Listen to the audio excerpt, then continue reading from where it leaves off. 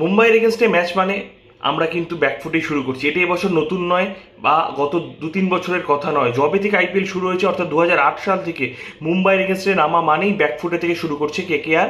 বিভিন্নভাবে হারছে, কখনো কখনো এরকমও হয়েছে যে মুম্বাই কোয়ালিফাই করে গেছে তাই তারা বি টিম নামিয়েছে, সেক্ষেত্রেও জেতার মতো জায়গা থেকে কেকেআর পরাজিত হয়েছে।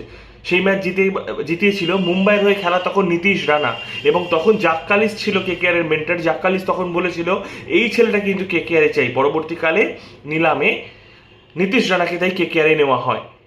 যেহেতু নীতিশ রানা সেই দিন অসাধারণ ইনিংস খেলে কেকেআরকে হারিয়েছিল, তাক লাগিয়ে দিয়েছিল। শুধু এই নয়, মুম্বাই কাঁটা উপড়ে আমাদের জিততে হবে এইরকম হেডলাইনও দেখা গেছিল। তখন ক্রিস লিন আমাদের ওপেনার ছিল। তো ক্রিস লিন থাকাকালীনও খুব যে চেঞ্জ হয়েছে তা নয়, নানাভাবে কিন্তু সেই কেকেআর হেরেছে মুম্বাইয়ের কাছে। আর ওয়াংখেড়ের রেকর্ড তো ভয়াবহ, ইডেনে তাও কিছু জিতেছে। তবে গত 3-4 বছরে মর্গ্যানের